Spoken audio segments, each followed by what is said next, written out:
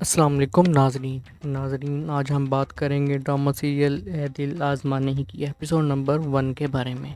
چلیں شروع کرتے ہیں۔ گھر کا ماحول خوشگوار تھا۔ گل اپنی بہن مرحا کو چھیڑ رہی تھی کیونکہ وہ بار بار اپنے فون کو دیکھ رہی تھی۔ گل ہنستے ہوئے کہتی ہے کہ آج تم بہت خوش لگ رہی ہو، لگتا ہے اسفند کی کال کا انتظار ہے۔ مرحا شرما جاتی ہے اور اس سے فون مانگتی ہے، مگر گل فون چھین کر بھاگ جاتی ہے۔ دونوں بہنوں کے درمیان ہنسی مذاق اور ہلکی پھلکی لڑائی چل رہی ہوتی ہے کہ اچانک شیریں وہاں آ جاتی ہے اور غصے میں پوچھتی ہے کہ یہ سب کیا ہو رہا ہے۔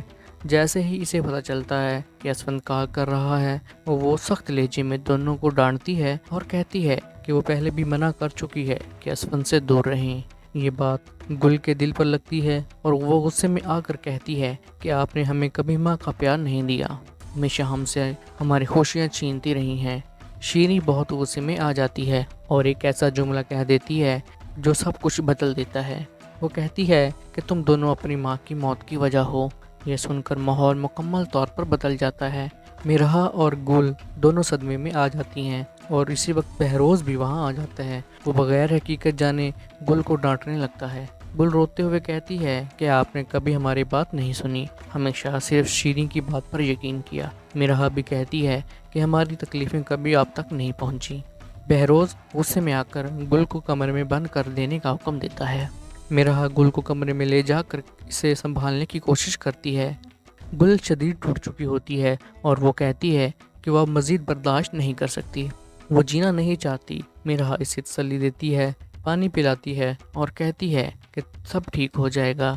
گل اپنی ماں کو یاد کر کے رونے لگتی ہے اور کہتی ہے کہ اگر ماں زندہ ہوتی تو وہ کبھی اکیلی نہ ہوتی۔ وہ کہتی ہے کہ اس گھر میں ہوتے ہوئے بھی وہ بالکل اکیلی ہیں۔ دوسری طرف بہروز اور شیریں باتیں کر رہے ہوتے ہیں۔ بہروز کہتا ہے کہ گل کی حالت ٹھیک نہیں ہے اور اسے علاج کی ضرورت ہے۔ شیریں پہلے تو انکار کرتی ہے، مگر پھر وہ بھی اس بات پر راضی ہو جاتی ہے کہ گل کو کسی ڈاکٹر کو دکھانا چاہیے۔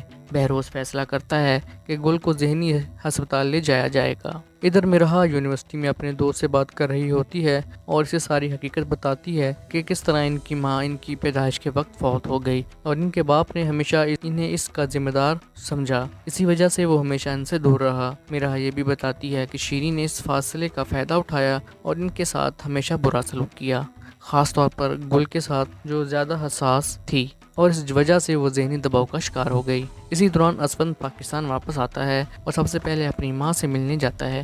وہ اپنی ماں سے بے حد محبت کرتا ہے اور کہتا ہے کہ اس کے لیے سب سے اہم اس کی ماں ہے۔ اس کی ماں اس کی شادی کی بات چھیڑ لیتی ہے اور اشاروں میں بتاتی ہے کہ وہ مرحا کو پسند کرتی ہے۔ ادھر یونیورسٹی میں انیزہ اور شارق کا ایک اور پہلو دکھایا جاتا ہے، جہاں شارق پیسوں کی وجہ سے پریشان ہوتا ہے اور ایک لڑکے سے جھگڑا کر رہا ہوتا ہے۔ انیزہ آ کر اس کی مدد کرتی ہے اور اس کے پیسے ادا کر دیتی ہے۔ دونوں کے درمیان ایک خاص تعلق واضح ہوتا ہے۔ گھر میں واپس گل کی حالت مزید خراب ہو جاتی ہے۔